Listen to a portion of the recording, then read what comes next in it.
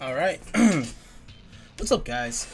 This is Sorta from Team Evelon, and I'm here to make a pretty much a breakdown video. Well, not really a breakdown. It's more of my opinion of set 11, since consider the set has been out for a while already. Um, so it's a little bit late, I guess you would say, because set 12 is coming out today, and I'm making a set 11 video. Well, time, right? So, okay, so set 11 of my thoughts for set 11.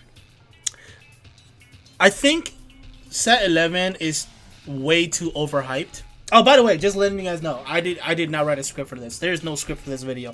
I'm just giving you guys my opinion to the best of my knowledge and to the deck that I played against, right? So I didn't play against every single deck in set 11. I play against a few, and I feel like that's enough for me to give my opinion on set 11 itself. Consider I have two of set 11's deck. Excuse me. So set 11, I feel like it's too overhyped. It is too lacklustered. In a sense, in my opinion, set 11, it's literally one of the worst sets for Overdress. A lot of cards in that set is very bad. If I'm being honest, like a lot of decks, a lot of new decks, and even supports for set 11 is extremely bad. I felt like it's overhyped for no reason, and plus people that buy cases for set 11, I feel really bad for them, is because a lot of stuff for set 11 is very cheap and they're not gonna make money back from it, honestly. The only thing that's very expensive, I think it's like the Bang Dream Criticals, the sign one, of course. That's like the only thing that's expensive, but other than that, set 11 is extremely bad. I'm gonna tell you guys some stuff for set 11 that I think it's okay to meh. Nothing in set 11 is good. I'm telling you right now, nothing in set 11 is good. This video is very negative towards set 11. I'm gonna tell you this right now. There's only one thing good about set 11, and that's like very small. But I'm instead of me talking to you, I'm gonna show you. Okay. Silhouette. I have very mixed feelings for this deck. Like, for sure, this deck can hit like a truck. It can hit over 60k.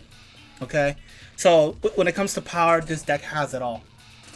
The only problem with this deck, in my experience, it is very slow. Like, it can't catch up to your opponent, because decks nowadays, meta nowadays, it's extremely fast, you know? Like, it's a very fast meta that we're having, and this deck's just loose to it when it comes to it.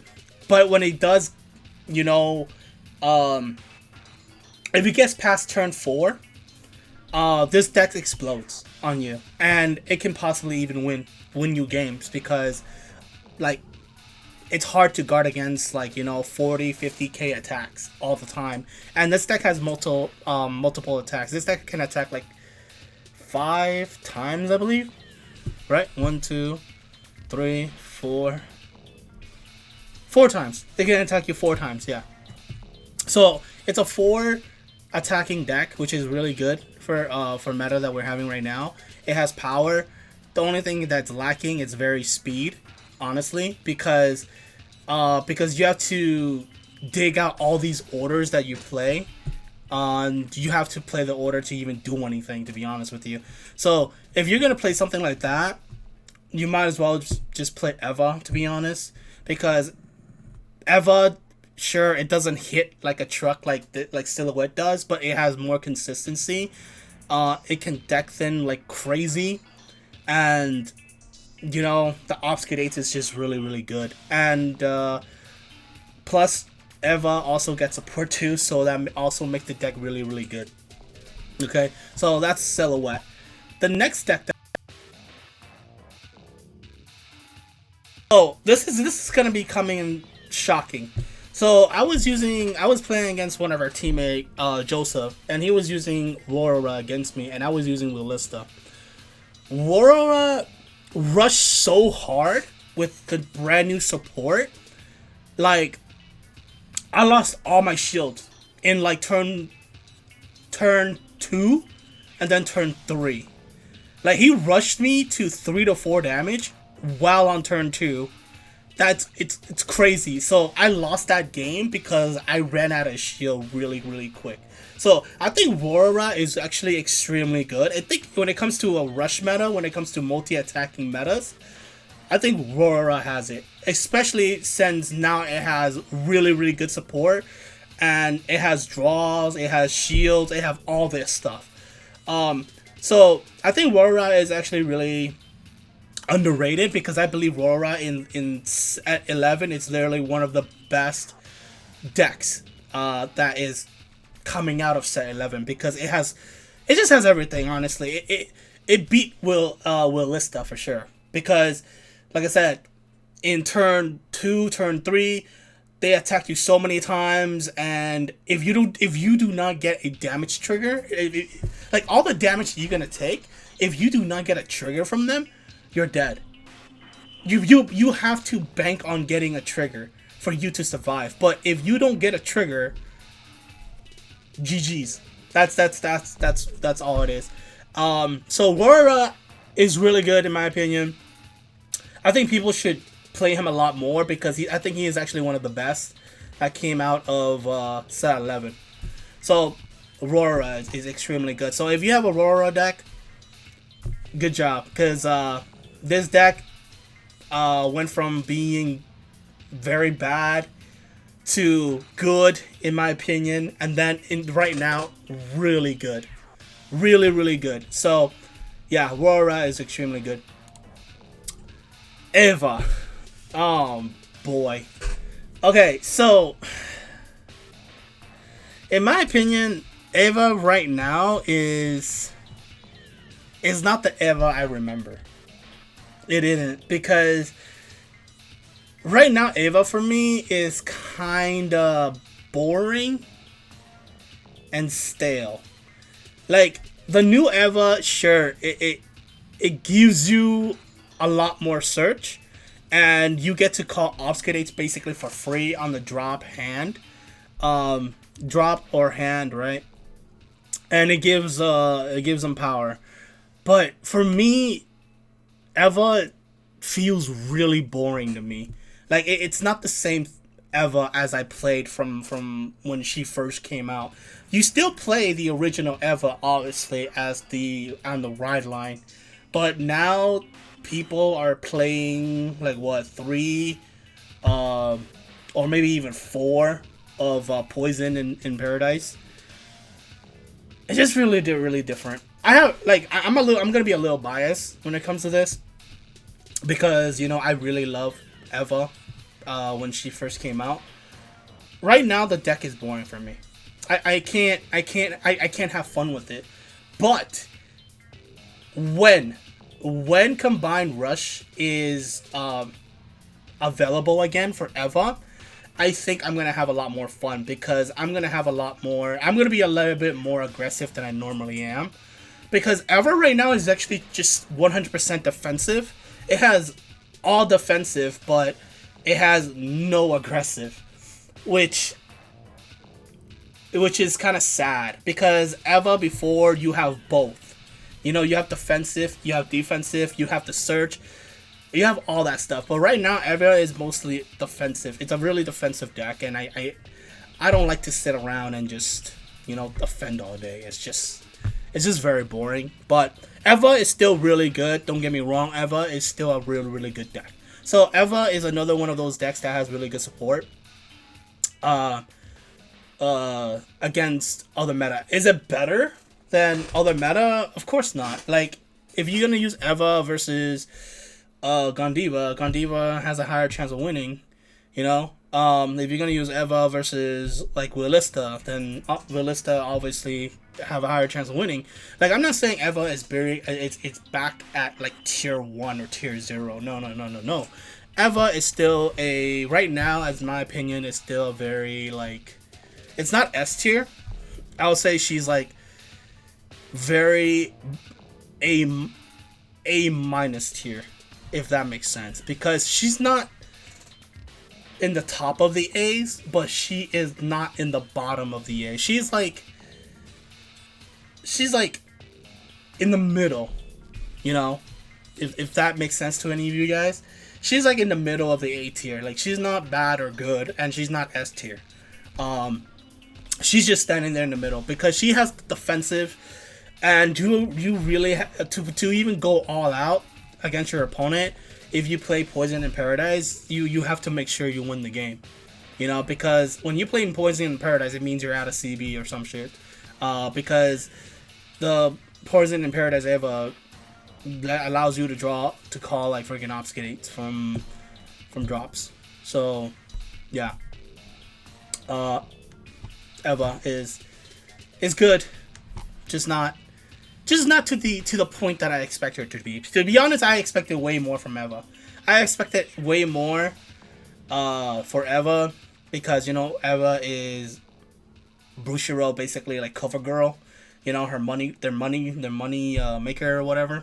But yeah, it's just what it is, man. I can't. Like, Eva is just boring to me for right now. Mask Greedon. Okay, Mask Greedon.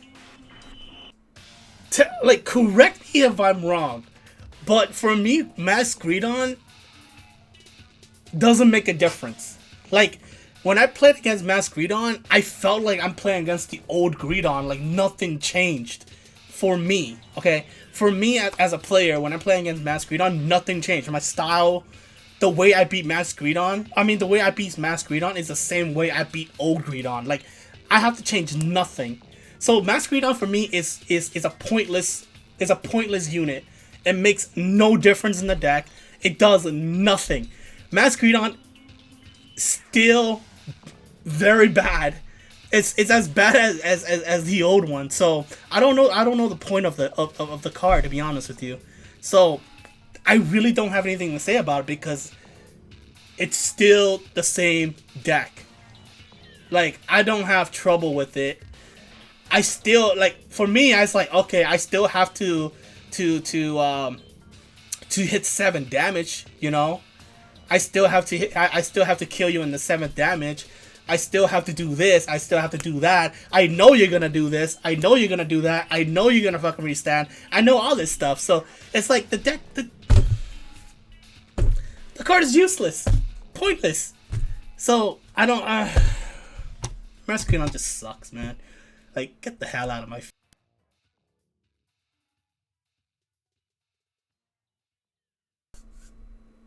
I think Ezo is actually really good. Not the best, obviously. Nowhere near S tier for sure. Nowhere near A tier. Ezo is a B minus tier. He's a good deck. He has multiple attacks. He has, if you play a certain build or a certain card, he does have power. He has multiple attacks. He has, I think the only thing he's lacking is basically just draw power.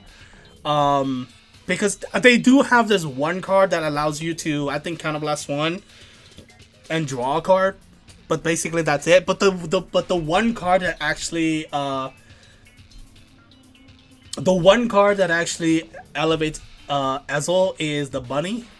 I don't know her name. I do have this deck. I think the deck is it's a fun little deck. It's not meant for competitive. It's not meant for you to go into, like, you know, BCS and expect to get top 8 with Ezel. If there's a top 8 in BCS that's Ezel, I'm gonna be shocked to non-believe. Okay, I might just fucking, like, there's nothing for me to say. Like, honestly, if there is an Ezel that end up being top 8 in BCS, I'll be shocked to not believe. Like, I'll be so shocked. Like, I feel like I was like, I guess I just suck at this game. You know, it'll just get to that point. Like, maybe I just don't know. I don't know this game as well as I think I do. But Ezo is now, in my opinion, Ezo is not one of those decks that you can win BCS with or any like big tournaments. You could probably get top 8 in locals and stuff. That's it. But I don't think it's gonna get any further than that. But Ezo, I think, is a really fun deck. It's extremely fun, especially if you like Gold Paladin, you know, back in the day.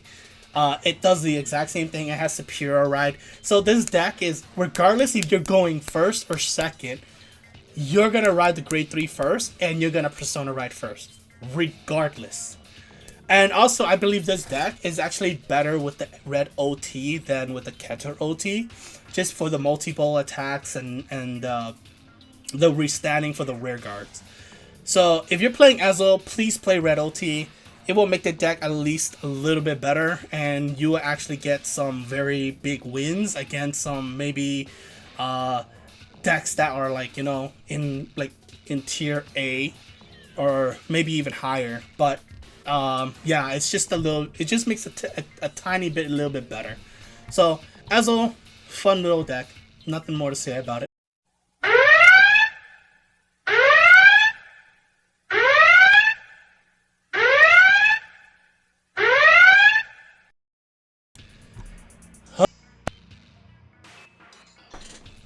Give me a second. Ugh.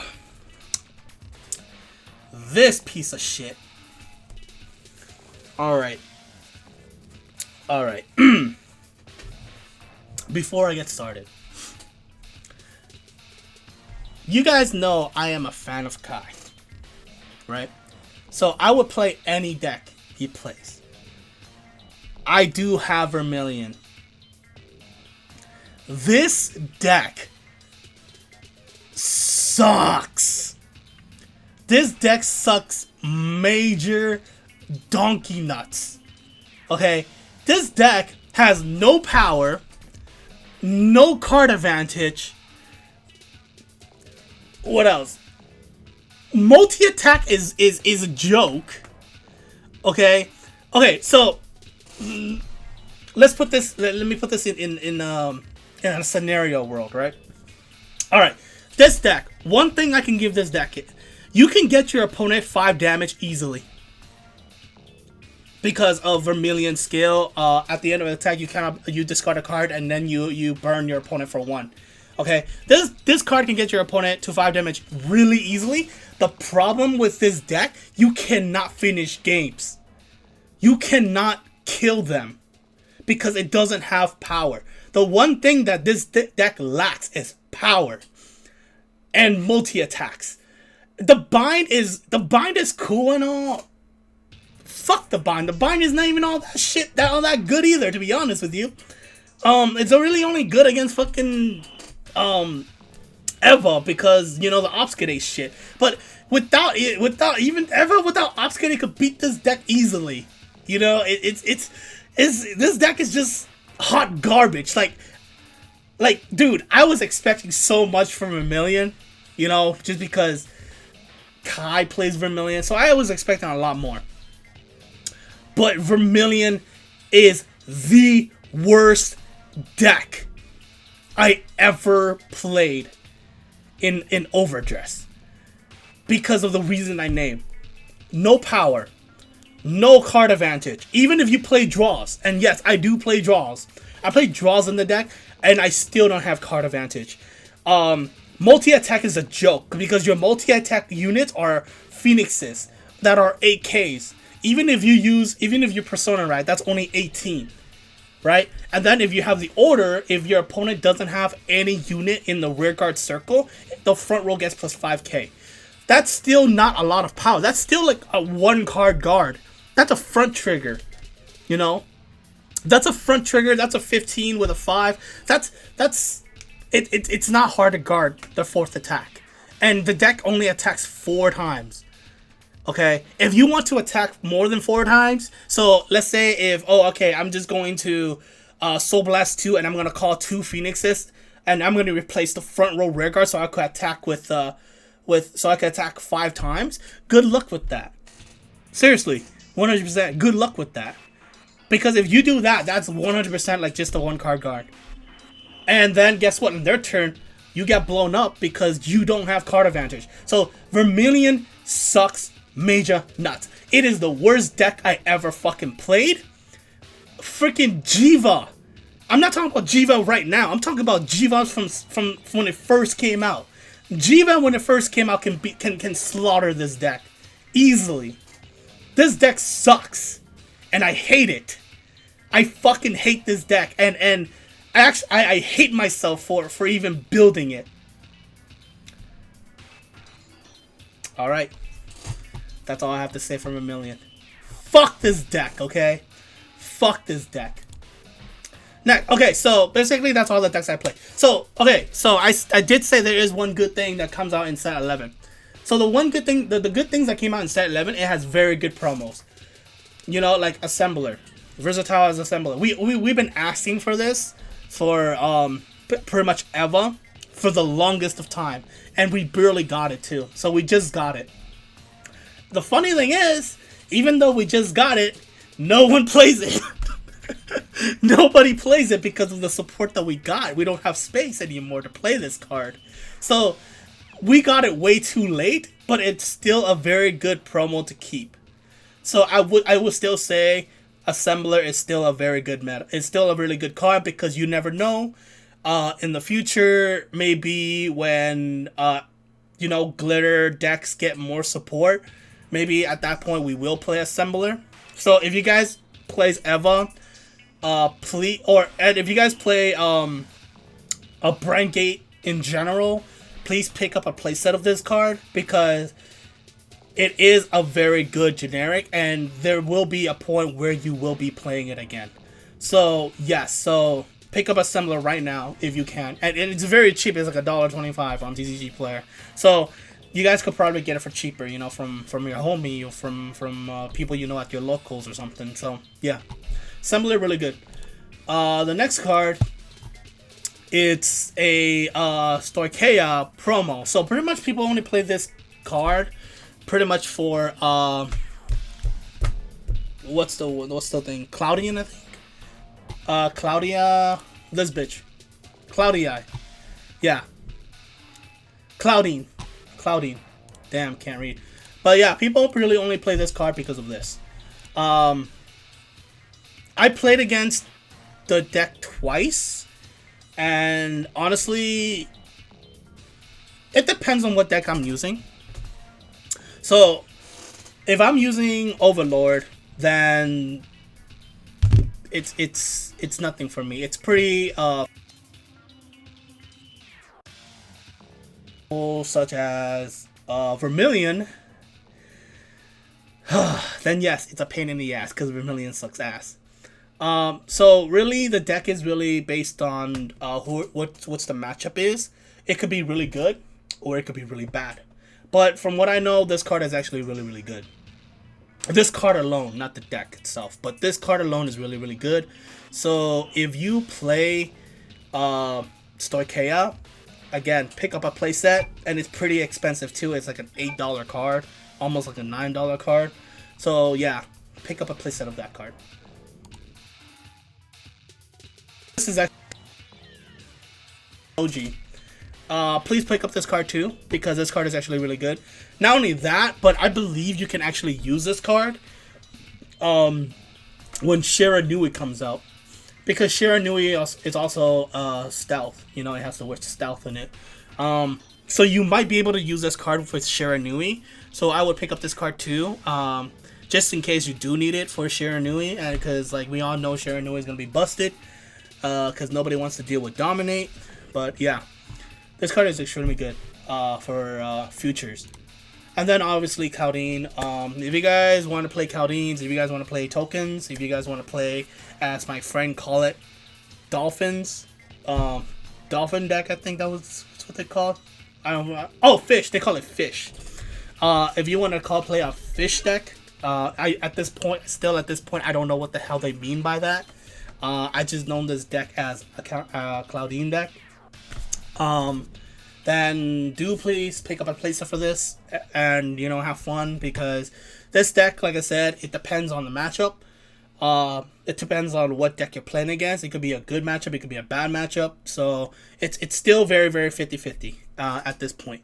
I do know people do play a lot of mushrooms with this deck, because all the Cloudines I play, I always see mushrooms, I always see prison, Roman prison dragons, and I always see the triple drive. So yeah. So yeah. So okay. So pretty much that's all of set 11. The only thing that comes out in set 11 is literally just the promos and Rorora and Eva, in my opinion, because those are the decks I played against. Rorora is really strong. Eva is pretty strong. It's just very boring. Cloudine is a 50-50. Ezzo is a fun little deck. Vermilion suck major nuts. Please don't build it. Please don't even fucking buy the deck. If somebody's trying to sell it, don't buy it unless they're selling with